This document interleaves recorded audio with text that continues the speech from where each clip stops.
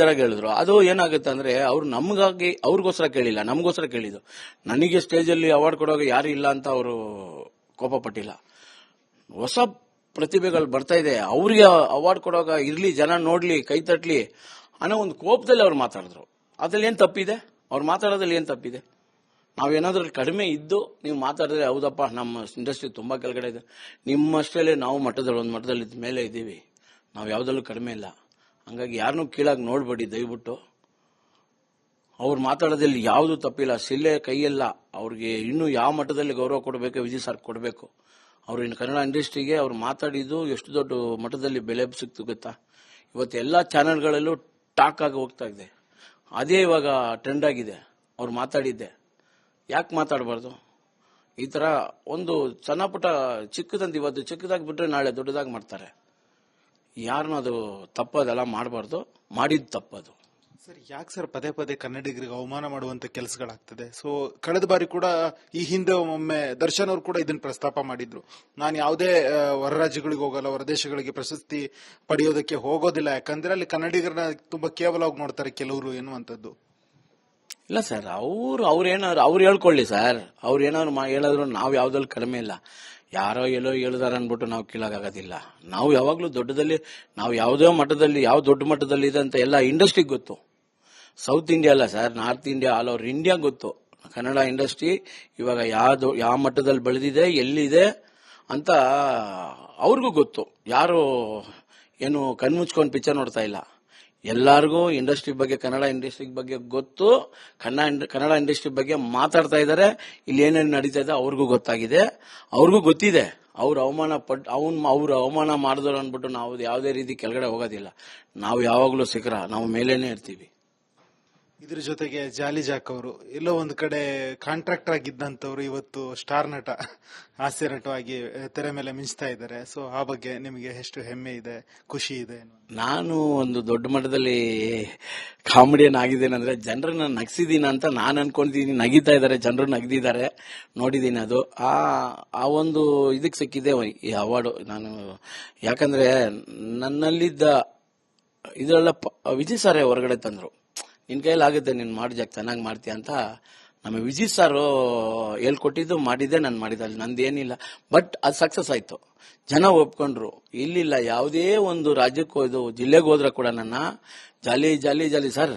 ದುಬೈಯಲ್ಲಿ ಜಾಲಿ ಜಾಲಿ ಅಂತಾರೆ ಅಂದ್ರೆ ಕಡಿಮೆನಾ? ನಾನು ಬರೀ ಇವಾಗ ಸ್ಟೇಟ್ ಜಿಲ್ಲೆಯಲ್ಲಿ ಇದ್ದೆ ಜಾಲಿ ಜಾಲಿ ಅಂತ, ಇವಾಗ ಅಂತಾರಾಷ್ಟ್ರ ಮಟ್ಟಕ್ಕೆ ಹೋಗಿ ಜಾಲಿ ಜಾಲಿ ಅಂದಿದ್ದೀನಿ. ಅಲ್ಲಿರೋ ಜನಗಳು ಜಾಲಿ ಜಾಲಿ ಅಂತ ಫೋಟೋ ಹಿಡಿದಿದ್ದಾರೆ. ಎಷ್ಟೋ ಜನ ಏರ್ಪೋರ್ಟ್ ಅಲ್ಲಿ ಇದು ಪ್ರೋಗ್ರಾಮ್ ನಡೆಯೋ ಜಾಗದಲ್ಲಿ ಸಿಕ್ಕಾಪಟ್ಟೆ ಎಂಜಾಯ್ ಮಾಡ್ತೀವಿ. ಜಾಲಿ ಜಾಲಿ ಎಲ್ಲಾ ಜಾಲಿ.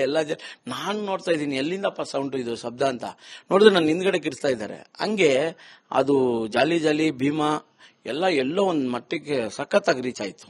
ನೀವು ಯಾವತ್ತಾದ್ರೂ ಅನ್ಕೊಂಡಿದ್ರ ನಾನು ನಟನಾಗ್ತೀನಿ, ಹಾಸ್ಯ ನಟನಾಗ್ತೀನಿ, ಜನ ಗುರುತಿಸುವಂತ ವ್ಯಕ್ತಿ ಆಗ್ತೀನಿ ಅಂತ ಯಾವತ್ತಾದ್ರೂ ಕನಸ್ಕೊಂಡಿದ್ರ? ಹೋಗ್ಲಿ, ಅದ್ ನೆನ್ಸ್ಕೊಂಡ್ರೆ ನನಗೆ ನಗು ಬರ್ತಾ ಇದೆ. ನಾನು ಒಂದು ಹಾಸ್ಯ ನಟನ ಆಗಿದ್ದೀನಲ್ಲ ಅನ್ಬಿಟ್ಟು ನೆನ್ಸ್ಕೊಂಡ್ರೆ ನಗು ಬರ್ತಾ ಇದೆ. ಭೀಮಾ ಚಿತ್ರದಲ್ಲಿ ನನ್ನ ಜೊತೆಲಿ ಮಲ್ಲ ಅಂತ ಮಾಡ್ದ, ಅವನು ಸೂಪರ್ ಆಗಿ ಮಾಡ್ದ. ಅವನಿಗೆ ಅವಾರ್ಡು ಸಿಕ್ಕಿಲ್ಲ ಅಂತ ತುಂಬಾ ಬೇಜಾರಾಯ್ತು ನನಗೆ. ಅವನಿಗೂ ಕೊಟ್ಟಿದ್ರೆ ಚೆನ್ನಾಗಿತ್ತು, ಯಾಕಂದ್ರೆ ನಾನು ನ್ಯೂಕಲ್ ಆಗಿ ಮಾಡಿದ್ದಾನೆ ಅವನು. ನಮ್ಮ ಭೀಮಾ ಪಿಕ್ಚರ್ ಅಲ್ಲಿ ಡ್ರ್ಯಾಗನ್ ಮಂಜು, ಪ್ರಿಯಾ ಮೇಡಮ್ ಇವ್ರಿಗೆಲ್ಲ ಕೊಟ್ಟಿರ್ಬೇಕು. ಯಾಕಂದ್ರೆ ಆ ಪಿಕ್ಚರ್ ಅಲ್ಲಿ ಟಾಕ್ ಅಷ್ಟು ಚೆನ್ನಾಗಿತ್ತು. ಆ ಮೇಡಮ್ದು, ಡ್ರ್ಯಾಗನ್ ಮಂಜುದು, ಇವ್ರದೆಲ್ಲ ಸಖತ್ತಾಗಿ ಮಾತು ಸಖತ್ತಾಗಿ ವೈರಲ್ ಆಯ್ತು. ಸಖತ್ತಾಗಿ ಮಾಡಿದ್ದಾರೆ. ಆ ಪಿಕ್ಚರ್ ಅಷ್ಟು ದೊಡ್ಡ ಮಟ್ಟಕ್ಕೆ ರೀಚ್ ಆಯ್ತು ಅಂದ್ರೆ ಒಬ್ಬೊಬ್ಬ ಕಲಾವಿದ ಎಲ್ಲ ಹೊಸಬರು. ಈ ಕಡೆ ನೋಡಿದ್ರೆ ಅಭಿ ಅಂತ ಒಂದು ಹುಡುಗ, ಪುನೀತ್ ಶಿವಣ್ಣ ಜೊತೆಲೇ ಇರ್ತಾರೆ, ಪುನೀತ್ ಅಂತ ಒಬ್ರು, ಅಲ್ಲು ಅಂತ, ಆಮೇಲೆ ಇದು ಹುಡುಗಿ ಒಳ್ಳೆ ಹೆಸರು, ಇನ್ಸ್ಟಾಗ್ರಾಮ್ ಅಲ್ಲಿ ಮಾಡುತ್ತೆ ಆ ಹುಡುಗಿ. ಸುಮಾರು ಹುಡುಗರು, ಸುಮಾರು ಎಲ್ಲ ಹೊಸಬ್ರೆ, ಎಲ್ಲ ಸಖತ್ತಂಗ ಅತ್ಯುತ್ತಾರು. ಆಮೇಲೆ ಗೋಪಾಲ್ ಅವರು, ದೇಶಪಾಂಡೆ ಸಾರು, ಇವರೆಲ್ಲ ಅಳಬ್ರು. ಅವ್ರ ಬಗ್ಗೆ ನಾವು ಮಾತಾಡಕ್ಕೆ ನಮ್ಗೆ ಅಷ್ಟೊಂದು ಇದಿಲ್ಲ. ಬಟ್ ಎಲ್ಲ ಹೊಸಬ್ರು ಮಾಡಿದಾರಲ್ಲ, ಅವ್ರ ಕೈಯಲ್ಲಿ ಮಾಡ್ಸಿದ್ರಲ್ಲ, ಅವ್ರು ಮಾಡ್ಸೋದು ಬೇರೆ, ಆ ಮಾಡಿಸಿ ದೊಡ್ಡ ಮಟ್ಟದಲ್ಲಿ ಸಕ್ಸಸ್ ಮಾಡಿದ್ರು ನೋಡಿ. ಅಲ್ಲಿ ಪಿಕ್ಚರ್ ಗೆಲ್ಲಕ್ಕೆ ಎಷ್ಟು ದೊಡ್ಡ ಕಾರಣ ಇರ್ತಾರೆ ವಿಜಯ್ ಸರ್. ಅದು ತುಂಬಾ ಸಂತೋಷವಾಯ್ತು. ನಿಮ್ಮ ಬದುಕಲ್ಲಿ ಭೀಮಾ ಎಷ್ಟು ಮುಖ್ಯ ಸರ್? ಭೀಮಾ ಪಿಕ್ಚರು ನನ್ನ ಅಂತಾರಾಷ್ಟ್ರ ಮಟ್ಟಕ್ಕೆ ತಗೊಂಡ್ ಬಂದಿದೆ.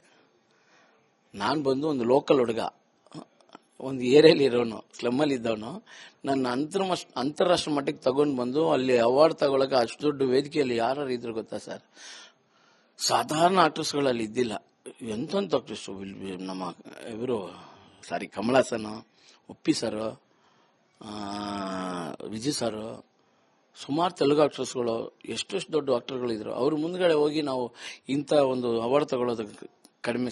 ಸುಮ್ಮನೆ ಹೇಳ್ಬೇಕಾ, ಸಾಧಾರಣ ವಿಷಯ ಅದು. ಈ ಥರ ಅವಾರ್ಡ್ ತಂದಿದ್ದೀನಿ ಅಂದರೆ ವಿಜಯ್ ಸರ್ ಗ್ರೇಟ್. ಯಾಕಂದರೆ ಅವ್ರು ಕೊಟ್ಟಂಥ ಕ್ಯಾರೆಕ್ಟ್ರು. ನಾನು ಫಸ್ಟ್ ಪಿಕ್ಚರ್ ಮಾಡಿದ್ದು ಟಗರು, ಶಿವಣ್ಣ ಜೊತೆಲಿ. ಆ ಪಿಕ್ಚರ್ ನನಗೆ ಅಲ್ಲಿಗೆ ಗೊತ್ತಾಯ್ತು, ನಾನು ಶಿವಣ್ಣ ಅವರು ಜೊತೆಲಿ ಫಸ್ಟ್ ನಾವು ಸಿನಿ ಇಂಡಸ್ಟ್ರಿಗೆ ಕಾಲಿಕ್ತೀವಿ ಅಂದರೆ ನಮ್ಗೆ ಎಲ್ಲೋ ಒಂದು ಕಡೆ ಮಚ್ಚ ಇದೆ, ನಾವು ಇನ್ನೂ ಸಖತ್ತಾಗಿ ಬರ್ತೀವ ಅನ್ಕೊಂಡೆ. ಅದೇ ತರ ಬಂತು. ಯಾಕಂದ್ರೆ ಅವ್ರದೆಲ್ಲ ಮುಖರಾಶಿ ಹಂಗಿದೆ, ಅವ್ರ ರಾಶಿ. ಶಿವಣ್ಣ ಜೊತೆಲಿ ಫಸ್ಟ್ ಪಿಕ್ಚರ್ ಅಂದ್ರೆ ಅವ್ರು ಎಲ್ಲೋ ಹೋಗ್ತಾರಂತ ಹೇಳಿದ್ದಾರೆ, ನಾವು ಎಲ್ಲೋ ಹೋಗ್ಬಿಟ್ಟಿವಿ. ಅವ್ರ ರಾಶಿ ಚೆನ್ನಾಗಿದೆ.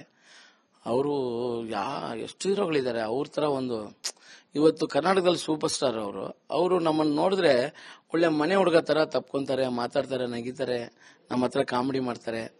ಅಷ್ಟು ಇನ್ನೋಸೆಂಟ್ ಸಾರು ಶಿವಣ್ಣ. ತುಂಬಾ ಖುಷಿ ಅವ್ರು ನೋಡಿದ್ರೆ ನಮಗೆ.